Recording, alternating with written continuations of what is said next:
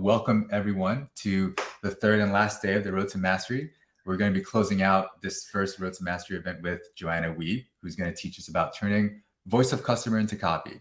So everything you've learned about from Els, from Brian Massey, all those different research tools that you've learned about, now Joanna is going to teach us about how to actually turn that into copy for our website.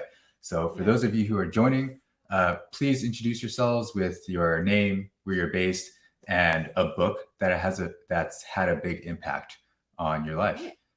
Joanna, I wonder if you have a good answer. What book has influenced your life? You know, there are life. I will say life. I won't say business, but it has impacted my copywriting. But it's this postmodern novel called Snow White by Donald Barthelme. It's like deconstructed version of Snow White. No, it's not readable. Everybody hates it. I recommend it all the time. People are like, what is this? And I'm like, I was an English major and it spoke to me. Like, it was like, oh, you can deconstruct old stories and tell them in like new ways and like criticize them and humanity at the same. Like, it was just like, what? But it also was like, oh, you can write things differently than you're supposed to write them. And I think that's been a really important part of my life since then. Yeah. Wow. So they just deconstruct the story and tells it in a new twist. Yeah, like Snow White is, she has questionable ethics. It's just kind of fun. I don't know. It's overall fun. What's yours? Not the Snow White that we grew up with. No. Last time we asked this, I said Meditations by Marcus Aurelius, but I feel like that's like a mainstream cliche answer now that Stoicism's kind of big. One book that I read at a very pivotal moment in my life was Tiny Beautiful Things from Cheryl Strayed. It's just like a lot of her columns that she wrote turned into a book. And like, I think after I read a chapter before bed every night, and I was like happy tears before going to bed. So it was a great way to go to sleep. But it had a very impactful, what's it called again? It was very impactful. Tiny Beautiful Things by Cheryl Strayed. Yeah. Oh, yeah. Great book. Okay. And I'm looking on your shelf. I know we have to get down to it, but you've got Ray Dalio's Principles back there. Yes. Have you read it? I've read it. It took a while. It took a long time to get through. And I'm reading his Principles for a New World Order right now, which puts a lot of what's going on in the world into a lot of interesting historical context. So highly recommend it, but I've fallen asleep to reading his books before.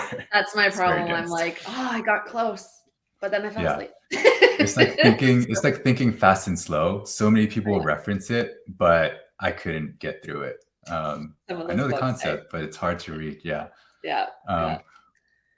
Well, all right. So some housekeeping before we jump in here. So we will send a recording and slides after Joanna's session, and we'll do a Q&A at the end of the talk. So I don't think you need an introduction, but I feel like the need to do this for each person. So for nearly a decade, Joanna Wiebe has helped small businesses and ginormous companies write higher converting web copy.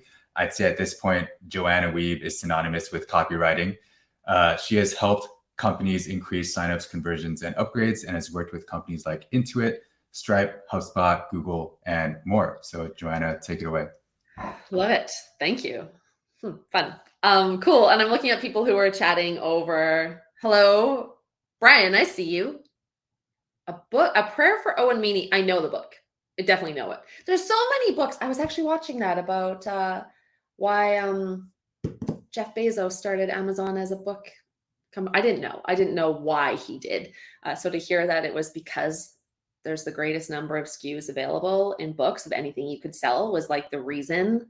I didn't know that. I knew there had to be a reason, but like knowing why Jeff Bezos started what is now Amazon. Anyway, books, y'all, books. Okay, I'm going to share my screen right away. What we're going to talk about today is, of course, turning voice of customer data into copy. Now, let me just get showing that screen. React. If you want to react in nice ways, please feel free to. You're seeing more reactions. Thank you. You're seeing right now the homepage for Copy Hackers, but as of this second, you should instead be seeing a slide. And if not, I will wait for somebody to come on and actually tell me they're not seeing it. Otherwise, I'm going to just keep flying ahead. Okay. So we're talking about the practice of turning voice of customer data into copy that you can experiment with. So you can actually like pretty confidently go out and test this stuff. You've probably heard of this sort of thing before, that you're not supposed to just sit there and stare at your screen. Like, I'm going to write copy by like staring ahead, and like you've got a Google Doc open and suddenly, you have to go do the dishes and anything else. Like, oh, I need to book that root canal, like anything to get away from copywriting. So we're going to teach you how we actually do it. Now, we talk about stuff like this all the time. You can go here. It's our YouTube channel. We've just got loads of tutorials. We're constantly like, we had them just kind of hidden on our site for the longest time. And then my video content guy was like, what are we doing? Why don't we put this out here? So now we're dripping stuff out into the World Wide Web with YouTube stuff. So you can go there, check that out if you would like to, but let's get right back to the point of today, exactly how we do it. Now I'm hearing little things pop, but because I'm screen sharing in Keynote, I can't see a thing. So if you would like to come on and tell me something that I can hear, do it. Otherwise, I hope you're all chatting amongst yourselves and being your awesome selves. And I will, of course, look and see if there are questions at separate points throughout this. Okay, so we're talking about this is how we actually do it. Now, if you want high-level summaries, this isn't going to be a good presentation for you. If you're cool with like digging in and like, Joe, I want to write emails that actually work. Okay, you're in the right place. I'm going to show you how to do that and other such things in the whole, greater objective of writing copy that converts. So our goal is, of course, when we're writing copy, our goal is to write copy. You've probably heard this, that people see themselves in, which is mostly true. It's mostly true. It's just like the really short headline version of it. The reality is that we're like actually going for copy people see their current and their aspirational selves in. So that's actually a really big ask of us. Like, oh, is that all I have to do? I just have to write copy people see their current and aspirational selves in? No big deal, done. Like, that's not how it goes. But we're going to make it easier to do, to like attempt to start filling that blank page in with copy that people see their current self in. So this is me, I'm in the right place, and their aspirational self. This is the self I want to be. This is like that transformation that we're all selling. Now, how? How do we do that? I like to go back to, I think, we were talking about how like books have shaped us. And this book I read when I was 19 years old in undergrad shaped a lot of what I do today. But thinking back even further, like how we write copy isn't just because I didn't like come up with this. Most things that I learned about like everything, I learned from Mr. Rogers. And this sounds like a ridiculous joke, but it's not. Mr. Rogers, if you don't know, wonderful. If you're not from America or Canada, or like you didn't grow up in places with Mr. Rogers, just know that Mr. Rogers is a delight. Was the late great Mr. Rogers was an absolute delight, and a lot of kids who were born in the 70s and 80s grew up learning about life from Mr. Rogers. And Mr. Rogers was like somebody that he was on PBS. It was a TV show. And, there weren't a lot of channels at the time. So you're kind of stuck watching this. But Mr. Rogers spoke to a lot of kids so much that, Mr. Rogers would go out into the community and kids would just like come up to him. If you've seen any documentaries on Mr. Rogers, you know this to be true. Like he just had like this pull where kids felt they could talk to him, right? And so one time, this is an example of how Mr. Rogers can teach us to write copy. One time, Mr. Rogers was out there in the world, and this little boy was talking to him, and he asked this question that really only a child could ask in this way. He said, "What do you do with the mad that you feel? When you feel so mad you could bite." This line, what do you do with the mad that you feel when you feel so mad you could bite? You think about how we might, if we had to write a song for kids, we would not open with, what do you do with the mad that you feel when you feel so mad you could bite? We'd be like, oh, kids love candy. Let's write about candy. They love dancing and teddy bears and their pets and all this stuff. But Mr. Rogers went out and he listened, and there's still other good things too, like those, pleasant things that Mr. Rogers also heard. But here's an example of how Mr. Rogers took what this child said and turned it into a song that then he could sing to other children and it would get through to those other children, matching where they're at, this problem state that they're in of, I've got all these feelings. I'm a little crazy little animal who's like being domesticated here by my scared parents. But what do I do with everything that I'm feeling? When I feel so mad, I could bite. Now, we can learn so much from this one moment in writing this one song. We can learn that you want to take what your audience says as like the starting point. Then you want to push it into the thing that you're trying to shape for that audience. Now, in Mr. Rogers' case, that was a song. In our case, it's going to be something like an email or an ad or a sales page, a landing page, any of these things, even a TikTok video that you might do. Mr. Rogers is like, okay, I'm going to take what my audience says and I'm going to make it rhyme. I'm going to layer it over music because I speak in song to my audience. And that will produce for me, pushing it through like this machine, this really basic machine, it'll produce for me a validation ready song. So I can go out, can take the song I wrote, I can sing it to kids, see if they respond to it. And if so, I can keep working on it and doing more with it and keep singing it to more people. Now we're doing largely the same thing, except we're not creating songs. We're taking what our audience says, this like stickier language out there, themes that keep recurring in what our audience says, actual messages from the voice of the customer, not a summarized version, the real thing, the what do you do with the mad that you feel? When you feel so mad, you could bite. Capture it exactly as it is, then lightly pushed through the things that make it work for the space. So Mr. Rogers made it rhyme. We're going to make it work as an email or a headline or a landing page or a sales page or part of those things. And then we're going to add in better practices as part of that, because writing an email with VOC is different from writing a sales page. Similar, but different. Okay, so we're going to know those things are true, and that will help us produce copy that we can then validate. Now, I think the opening, the left part here, this taking this language, makes sense based on what we just heard. The part that might not be quite clear yet is like, what the hell am I talking about with copywriting frameworks and formulas and better practices? Now let's talk about frameworks.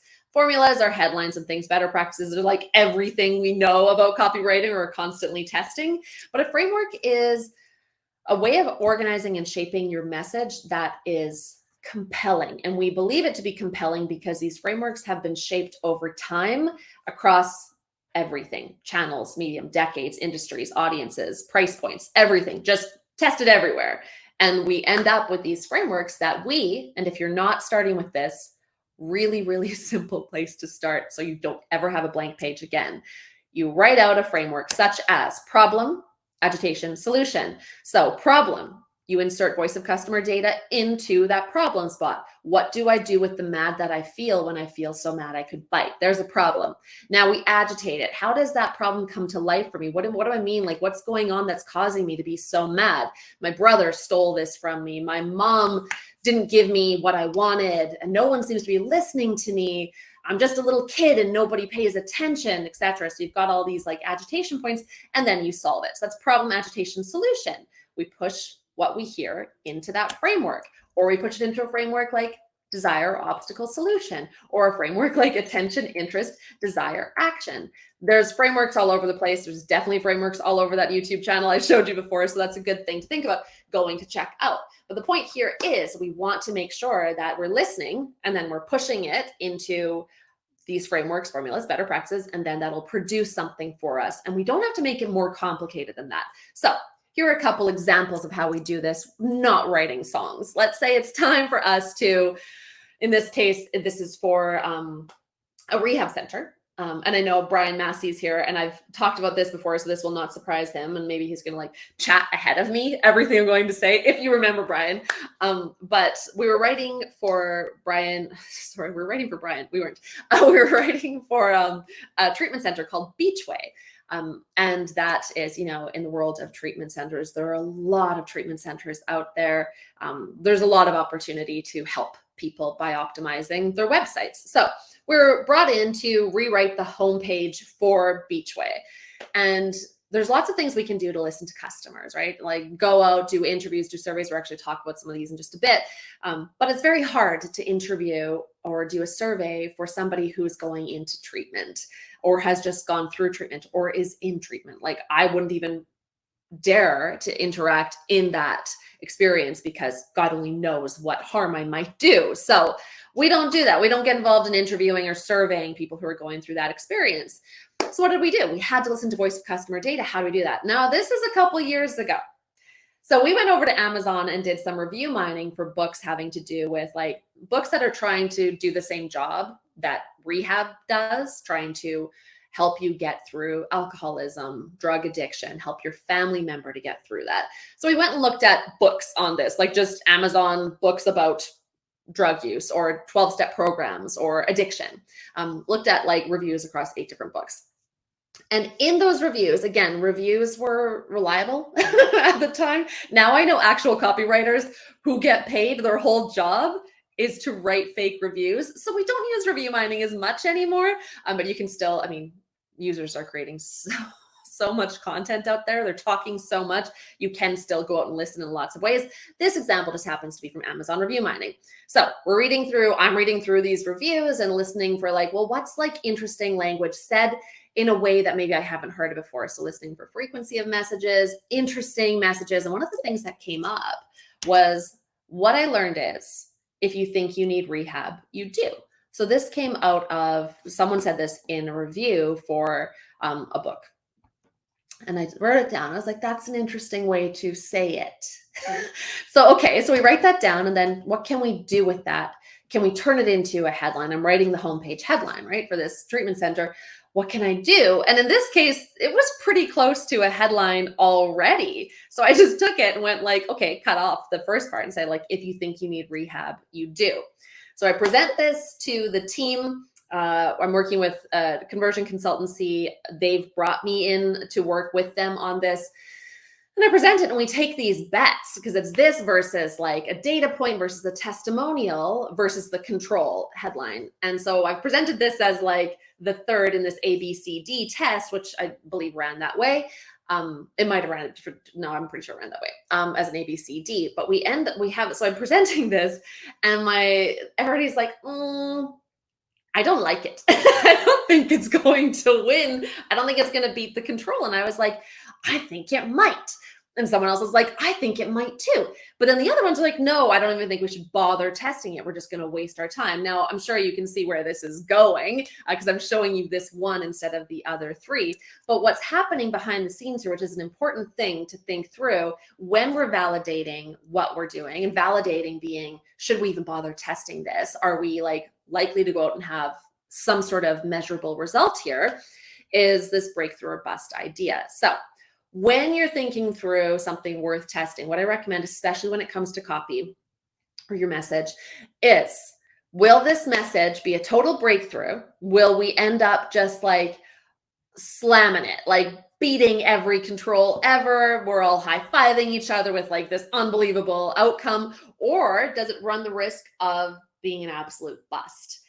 If you're not sure, that's a good place to be. If one half of the room is sure it's a breakthrough and the other half of the room is sure it's a bust, that's a good place to be. That means you probably have something worth putting out there. If everybody's like total breakthrough, it's probably not going to be a breakthrough. It's probably just safe. If it's total bust, it might actually be like, don't do it. You're pushing things too far. We landed in this place where we weren't sure.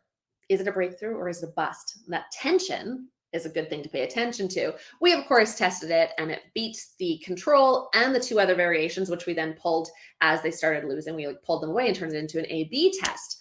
And we found in the end, 400% more clicks and 26% more leads on the next page. So we had lots of traffic. You're like, how many people can go to a rehab center? A lot can go through your homepage. So we had 400% more people click the button below the headline versus the control headline. And they all landed then on the next page, which was a lead gen page, and statistically confident 26% more leads on the next page. So that says to me, interesting. We've got something going here, not just that the copy came out and got us great results, but that there's a mechanism here that we can keep following. We can keep doing things this way. So we keep doing things this way. Sweat Block is a product. You might have heard of it or seen it, possibly used it. It's a very popular product if you have hyperhidrosis, you sweat behind your knees, you sweat on your hands, your face sweats. It doesn't even have to be under your armpits at all. So we went through for Sweat Block, we were rewriting their homepage. We had already beat the control with a new homepage. And now we were trying to beat our new control. And so I went out, did Amazon review mining for the Sweat Block reviews, and like just so many reviews to go through, just a lot. So we found a lot of interesting voice of customer data, but something kept surfacing, right? This idea, like, I sweat all the time. It doesn't even have to be hot out. I'm sweating even when the AC is on. So some of this language may not be that interesting, but the frequency with which this message was presented to us, that it's not just about, it's a hot day, put on deodorant. It's like, I'm walking around in an air-conditioned room and I'm sweating. Okay, so we're hearing this, taking in that voice of customer data, pushing it through better practices. A better practice is, here you go, tip, first person headline in quotation marks. And then we were also leading with the visceral problem, where the framework would be problem, agitation, solution. That turned into this headline for the page we then tested. It doesn't even have to be hot out. My armpits are always wet. So we tested that against the control, which was the new winning control. And was it a breakthrough or bust? It was a breakthrough. It was 49% increase in paid conversions. So it's an e-commerce homepage where they sell the product on the homepage, and a statistically confident 49% increase in paid conversions. Cool. We do this stuff for Wistia, for Canva, for other clients that we should really put together case studies for. At some point, we're going to have to do that. And then for ourselves as well. Copy Hackers is also an online training space. So Copy School is one of our, is like our primary product, and you can do really nice launches. That's a whole other training series though. So that's the background on how this stuff works. Now I'm conscious of the time. I hope I'm not missing any questions. I'll just pause in case anything is said, and I'm just going to move forward. All right. So we have seen that you can take this stuff, this process that I'm talking about, using voice of customer data, pushing it through frameworks, formulas, better practices, coming out with something worth testing on the other side. You've seen that. I'm not going to show you any more tests at this point. Now we're just going to show you exactly how we've done it for people where maybe tests weren't involved. Like a tagline is a rarely tested thing, but we're going to talk about that as an example. Now we start with voice of customer data. Go out, go listen, eavesdrop. It's your job to go listen. Try not to interfere. Try not to get in the way. Just like listen. Which I talk so much, it's hard to imagine listening. And it's actually a really nice break just to just shush and listen. But some of the obvious and really great ways that you can go out and listen are interviewing customers, new customer surveys, ex-customer surveys, brand new lead surveys. New leads and new customers we find are the best people to ask things of. On-site polls can be okay, right? That can be a good thing. I wouldn't dare not put it here because I know a lot of people still use it. Competitor audits can be really good. It actually was at the heart of why we landed on the Beachway headline that we did after looking at what the competition was saying. And it was like, that all sucks. Like no one's actually saying anything, which led us to like this new approach, the new tone. So competitor audits can actually go a long way when it comes to copy. In-lab user tests, follow me homes, which is a whole other thing, which obviously couldn't happen during COVID, but could be interesting to start doing again. Now that's like ways to just like go find your message. We copywriters, conversion copywriters in particular, love to add things like interviewing the team, one-on-one, not groups, interviewing the founders, one-on-one, not together, thank you page or confirmation page surveys, just a one question survey there. We're going to talk about that at the very end of this session. Usertesting.com. Don't get me started on how brutal it is to use usertesting.com, like to actually get an account with them, like to give them your money is hard, but once you do, love. Mining sales call recordings. If you are so lucky as to be in a team where you use chorus.ai or Gong or any of these other tools where like people are recording demos and calls like that, even Zoom, like a lot of people are just recording on Zoom, which is perfectly fine. Going through and listening back to those various, I'm going to actually talk to you about that right now coming up. mining support tickets, mining Facebook comments and other such comments, online review mining, all really great things that we like to add. But we don't always all have time for all of this stuff, right? And it really comes down to what questions are you trying to answer, not what research are you going to do. So what I find is to answer the questions that we most often need answered, we focus on these things, as in we wouldn't do a project or try to optimize anything without doing these things. Interviewing customers, interviewing the team, confirmation page survey. Yes, get that user testing in there so you can like get a better sense for what objections people have, anxieties, friction you're introducing you didn't even think about. Mining sales call recordings. Now, if you don't have them, then we can't use them. But if you do, we are not walking away without getting access to those recordings. And online review mining, where again, I have an asterisk there because a lot of reviews are fake today. So it's like, okay, well, where else can we go to find something similar to what reviews do? Okay, so that's what, sorry? No? Okay. Okay, good. I thought I heard someone say something. All right, cool. So let's dive in now. I know we've got a little bit of time left. So hopefully I don't have to haul ass too crazy, but if you do have questions, I'd love to take them at the very end. Okay. Step one, we've got there are 3 different ways I'm going to show you to take voice of customer data and use it to write the things you have to write in your job.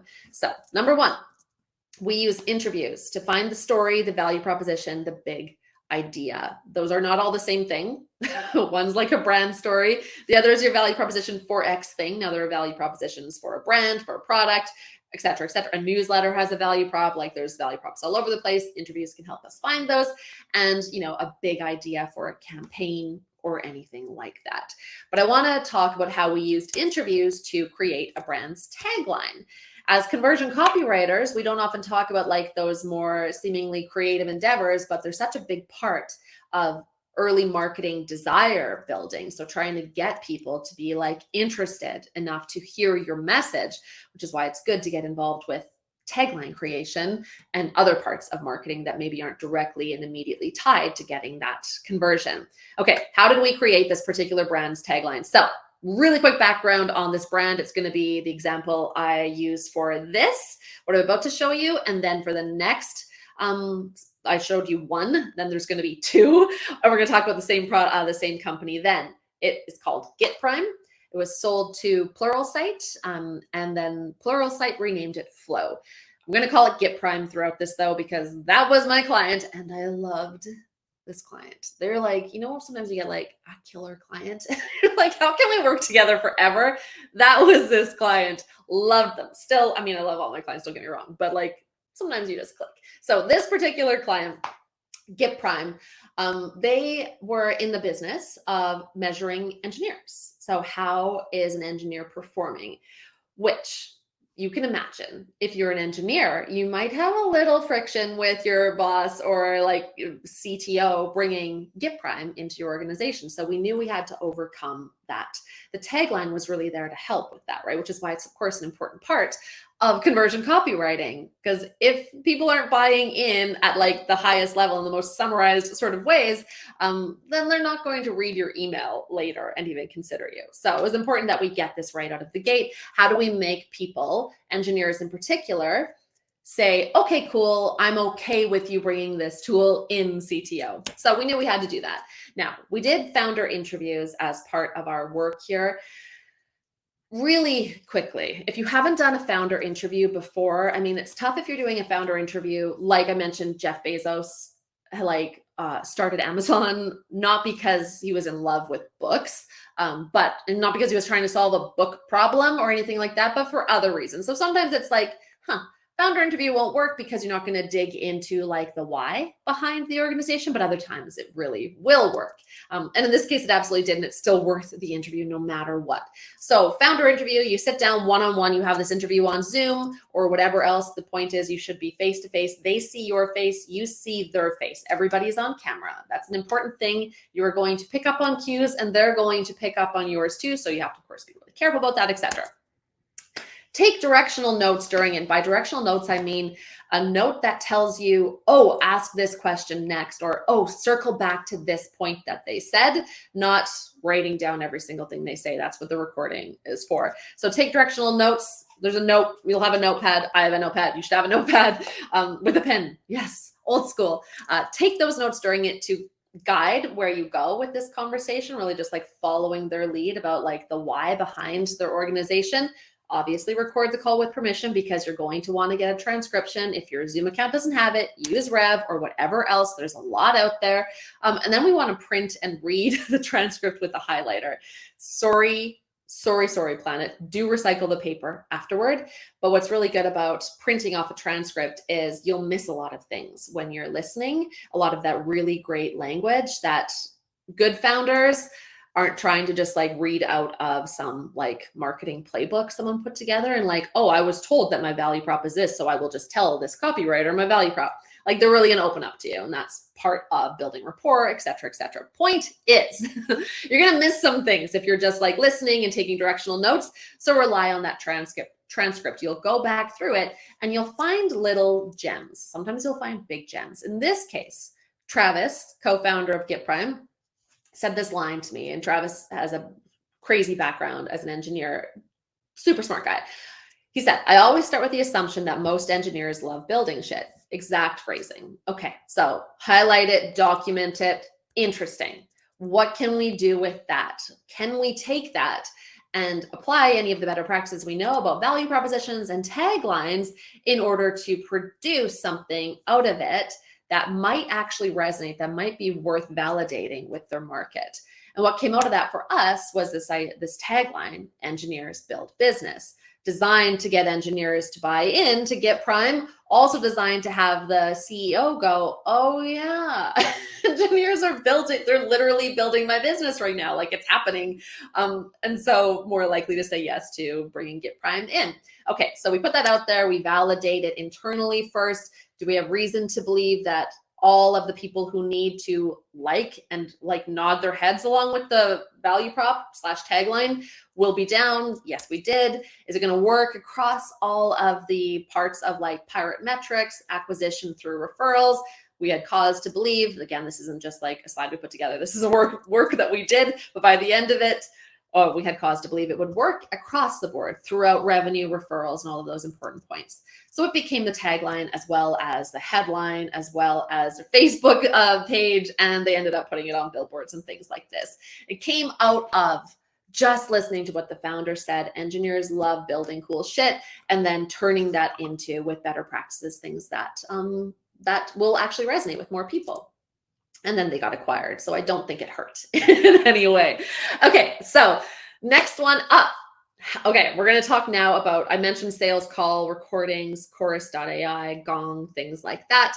These are really, really wonderful to use for plotting email sequences or flows or automations. Depends what tool you're using. It's going to call it something different. And like messaging hierarchies. So what should you say first? What does your prospect need to hear first, second, third? Not what feature do they care about first, second, third. That's fine, but that comes later. It typically comes down funnel. What do they need to hear out of the gate? And we'll know that if we listen to them and they tell us this in sales calls in particular. So here's how we wrote that same brand that I just told you about, GitPrime, their emails. Now, my question for you even going into this is like, when it's time for you to plot a funnel, and if it's not been your job, it probably will be your job one day. So it's an important thing. And they're actually really, really fun. However, oftentimes funnels are just like, here's a map. I put boxes with arrows on it. Tell me what goes in it. Go write it now, copywriter. And the copywriter's like, what are you talking about? Like, what do you want me to say first? Like, and then what's the second email about? And then like, what? So there's like way too many questions with all these boxes that are emails you need to write or ads you need to come up with. It's hard to know what message comes first. So that's why it might be easy to go like, oh, the first email is a welcome email. Okay, but what's the second email? And by the way, once I've said welcome, now what do I say? Like, what is the next line after welcome? And then you have to ask, why are we even saying welcome? Anyway, we can answer this question not by sitting around brainstorming things necessarily. It doesn't really get you very far. It gets you to a welcome email by listening. So this is the interface for chorus.ai, at least the screenshot that I took at the time. I'm sure they've updated it since then, but this is for Get Prime in particular. So you can go in, listen to what your prospect is saying to the salesperson. After all, copy is your scalable online salesperson, so it only makes sense that you would like take some cues from what the sales team is doing. Now, how do we actually do this? I said this is going to be tactical. This is how you do it. We want to make sure you are watching their expressions as they watch the demo. So you'll have like a recording, and this is on Zoom, of course, you'll have both of their faces very often, but you'll be able to see where the prospect appears bored, where they're tuning out, where they're a little bit interested, where they're getting more involved. And that's a really important part of understanding what message you might want to lead with and what message might be a complete bore. Like we're validating live with our salesperson, testing messages as they go. You want to skip to the parts where the prospect is talking, and that's like there's all this stuff down at the bottom that you can see, like this is where the prospect's talking, this is where the salesperson's talking. Make notes to yourself. This is what I do. Again, it's really tactical. Make notes to yourself. I do it in all caps because I capture voice of customer, exactly what they're saying in lower, like in sentence case. And then if I have a reaction to it, I put that in all caps so I can tell the difference, because I want to know what's voice of customer and what's something that I thought and I interjected. That's a really important thing to distinguish. You do whatever feels right to you, but if you're like, I've never done this before, open up chorus.ai on one screen, open up your Apple Notes or whatever other note system you use on another. I don't even go into Google Docs. I'm like, what is the roughest version of a notepad that I can get in digital form? I use that and don't format anything. Just like listen, document, et cetera, et cetera. Put interesting language in quotation marks. That's the stuff you're probably going to want to go back to later.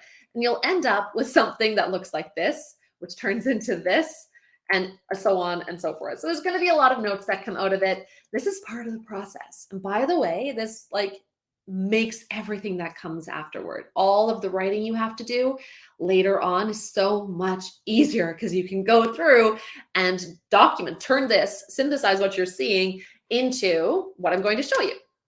So I listened to dozens of 30 to 60-minute sales calls, worth every minute. I took thousands of words of notes. You should do the same. Overlay that flow of each conversation to find patterns. Now, this is a bullet point, but it's a huge, like there's actually a lot happening there. So I do recognize that it's like, Joe, how do I overlay the flow of each conversation to find patterns? But it's really as simple. I took this slide out of here, but I'll just talk you through it. It's really as simple as like you open up a table in like a slide, or you open up a spreadsheet, a new Google sheet, and just like document number one is like the column. And then you write in there what they said first, then what was said second, then what they asked third, then what they asked fourth. And then you go through and you see what patterns come up, and I'll show you what that turns into. And then of course we used common conversation flows to shape the funnel, which ended up looking like this, where we have emails and landing pages and things like that that are walking you through where the prospect is to where we want them to be, based on how they were walked through where they are to where we want them to be in that sales call. And now it's important that we're not just like, if the sales call appears to be running maybe differently from how you would run it, we're not here to document what the salesperson is doing. We're here to document how your prospect is listening or not listening, and reacting or not reacting to things, and the order in which that matters to them. So for us, you can't see this here because it's a really small little version of the screenshot. The number one thing we heard most frequently out of the gate was the benefit of shortening PR cycles. That's what mattered most to leads who then stuck around and paid attention. Then came metrics and calculating. Then came stuck engineer problems. Then the question of this productivity metric inside Get Prime. What does it mean? And then so on and so forth. So these were the things that were coming up early in the conversation in a sales call. If we want to move more marketing qualified leads into sales qualified leads, we can do that by basically replicating everything that was going on in the sales call. So I'm not going to get too much into it, but I love email, so I could talk about this for an eternity. There's so much you can do just by listening and then plotting it. But what came up, of course, was confusion around measuring engineering performance. That came up often very early. And then there was a pain that they felt around a lack of visibility and self-reporting that would lead to bottlenecks, etc. So when I see pain, I'm like, cool, problem agitation solution. We can start doing something there. Now, this is a side note. We don't have to really worry about it because we haven't talked too much about stages of awareness. But just as a heads up, if you're like, any tips on how this might go when I'm listening, Joe? What we find is earlier on, like, so not later in those sales calls and thus not later in your emails, but earlier on in those emails, it's about desirable outcomes, sharply felt pains, not like summarized pains, but like sharp ones, and actual points of confusion about the product, even about like what the group that the product is serving. In this case, like, I don't understand X about my engineering team. It's not about features. It's not about benefits. Don't start by planning something that's like, let's talk about this benefit or let's talk about this feature. Just like, nope, that can come later. So that ends up with something like this, where we saw that desirable outcome, point of confusion, pain points, and points of confusion. Again, those were coming up early in the conversation. That turned into the subjects of these emails. Now the question will become, okay, Joe, you've got like the topics for these emails. If the first email is to shorten PR cycles with better visibility into what your engineers are doing, because you're managing 30 of them and half of them are remote, okay, that's what it's about. How do I write that thing? Okay, well, we have the topic. We know we need to go back and find frameworks and formulas and then push voice of customer data into those, because that is how we write things. So here's what we did. This is the email showing on the right. Pull request gathering dust was the subject line. The email goes, what's going here? I'm not going to read the whole email to you. Don't worry about it. What you can see on the left is voice of customer that was in like those Apple notes. I don't even know what it's called. It's just my notes thing. It's in my tray. I'm sure it's just a proper name for it that I'm not mentioning. It's just like click the icon, start typing things in there. But it came from there. So it's in quotation marks. So somebody said when someone commits 1,000 lines right before the weekend and it dies on the vine. Okay, so we use something like that. It's hard to know who the bottleneck is, what's going on under the hood. All of these questions were coming up. Someone on your team commits 300 lines of code all at once. So we take exactly what they're saying and we use that language without editing it in the actual copy that is, in this case, written in problem agitation solution. So we open with the problem. Are your pull requests gathering dust? That's a problem. Then we agitate it. Unresolved PRs mean code is dying on the vine. We saw that before a bunch of times. And then we agitate it more by telling the actual story of going on, of like what's going on there. And then we get into the solution at the bottom, etc. So this is just showing you exactly that thing again, pushing it through problem agitation solution. And on the other side, we have created an email. We are not busy trying to figure out what could be the problem. I, as a copywriter, I understand engineers relatively well, but not enough to know that if someone was like, Joe, go write us an email for a new lead for Git Prime, I'd be like, huh? I don't know what to make it about. You listen and now you know what it should be about. Pull requests. Lack of visibility into pull requests. Once you hear that, once you hear exactly how people talk about it, then all you have to do is put it into a copywriting framework with some formulas and better practices. That brings us to the third point. I really hope I'm on time here. It looks like I am, because I think it's a hard stop in like 17 minutes. And I think we're okay for time. The third one is thank you page surveys or confirmation page surveys. Tragically, some solutions go straight from like, here's the trial sign up page right into product. And then you like don't have a chance to ask people things. But if you do have a chance to ask a new lead or a new customer / trial user, this question I'm going to show you, then it can be the outcome of asking this one question. We use this to write so like I'm thinking about using it just for our own business, for copy hackers, for copy school. Like the sales page is filled with what we get out of asking this one question, which I'll show you. But here is how we wrote sales emails in this exact example. So immediately after a customer purchases Copy School, we have always and will always ask this question. No matter what, it's always going to be hugely important. The question is, what was going on in your life that brought you to join Copy School today? That's the phrasing. What was going on in your life that brought you to blank today. People love to mess with this. Don't. When I was a consultant at Conversion Rate Experts, I worked directly on like what survey questions we should always be asking. And after much refinement, this came out as like the best question we can ask to reveal new things about leads and customers at various parts of the funnel. So what was going on in your life that brought you to blank today? In this case, it was join Copy School. It might have been, if it was downloading an ebook, it could be to download this ebook, or to the benefit or the outcome of that ebook, like to become a better copywriter or to start your side hustle. Whatever it is, fill that blank in there. What was going on in your life that brought you to blank today? And the answers, because you're asking this right after somebody has said yes to you, they've become a new customer, they've become a new lead, you get rich answers. You will get some dumb answers, but like, don't let that stop you. Don't let one or two weird answers stop you from getting access to so much insight. So we hear things, this isn't a dumb answer, this is really funny, but here's an example of like some of the crazy sorts of things that we hear, because writers are a lot of, like, half of our customers are copywriters, the other half are small business and startup founders. But some of them come in and say things like, when I ask this question, they'll say, groping in the dark of uneducated purgatory, destined to be chained to low wages and toxic work environments, yet unwilling to surrender to the perils of loserdom. And that, I mean, when you're reading through that, that's just fun. Like, you're just happy with your life at that point.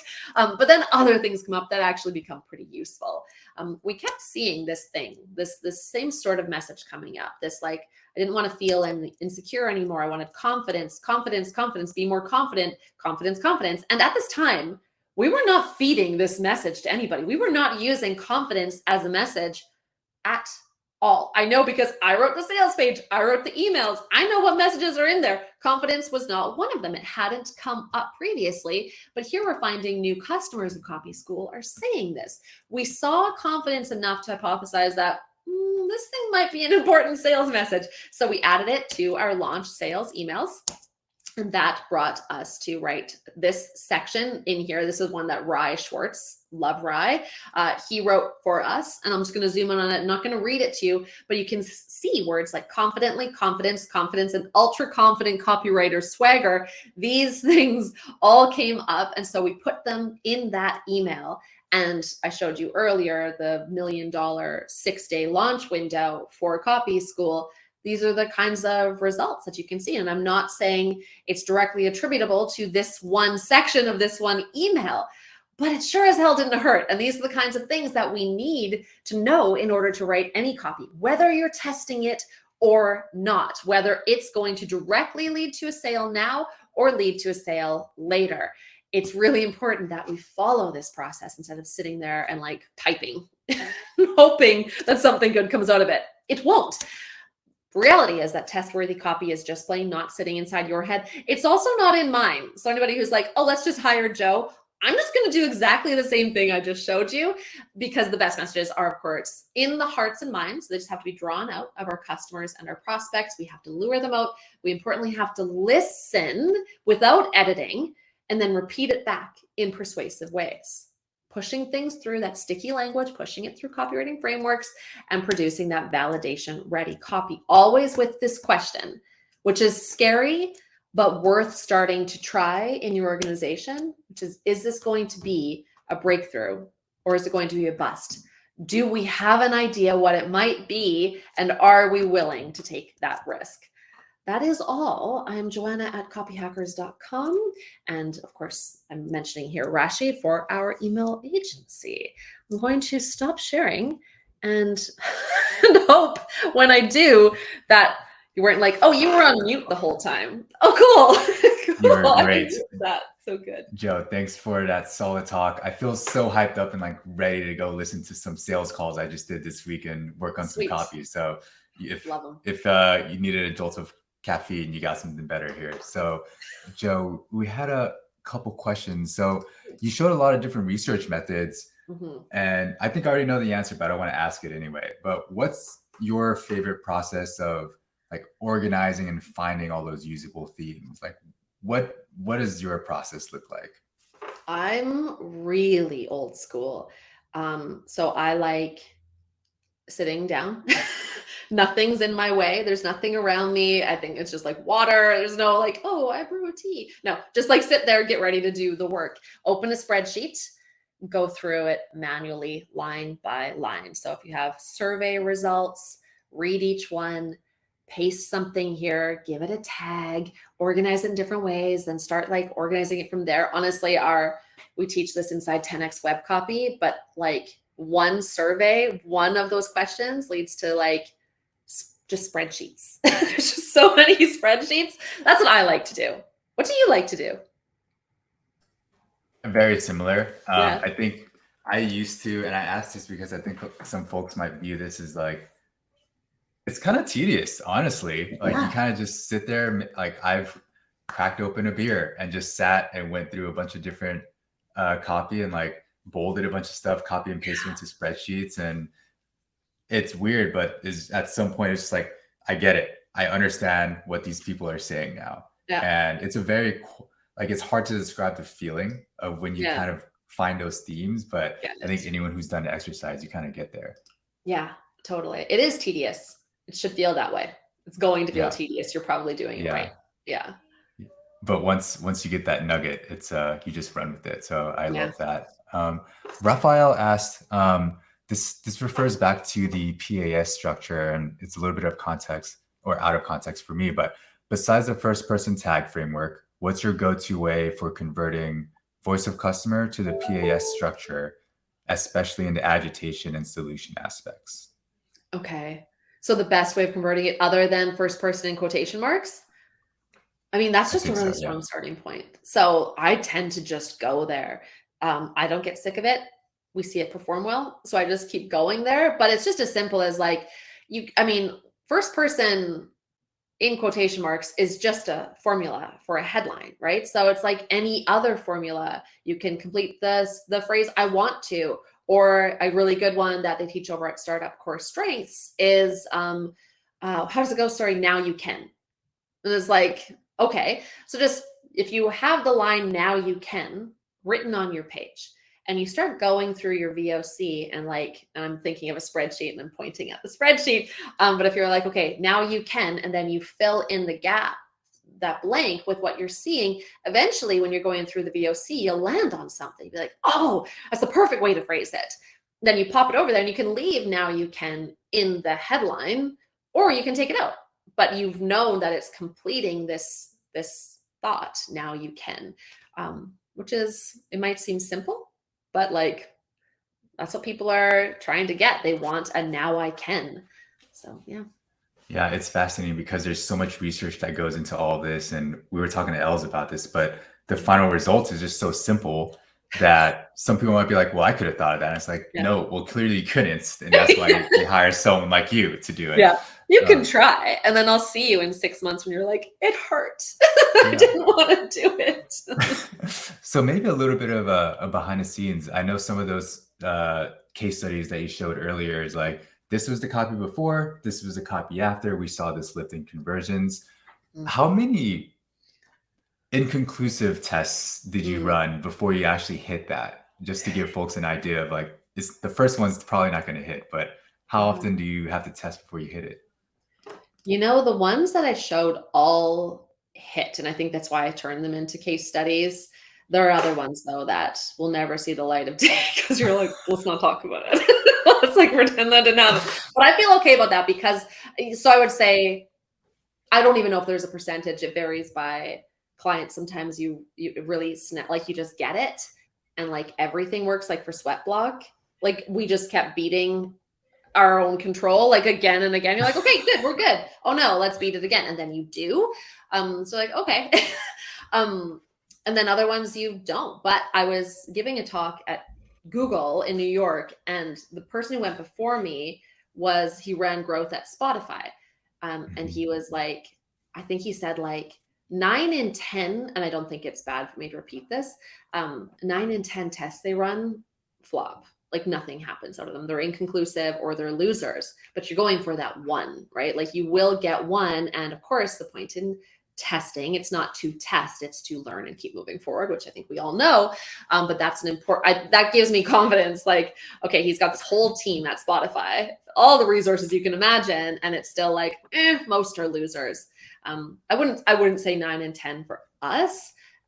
But that's just different. I think we're not. Yeah, it might be if we went over to Spotify and did stuff with them, we might be like, damn, it is 9 and 10 are losers.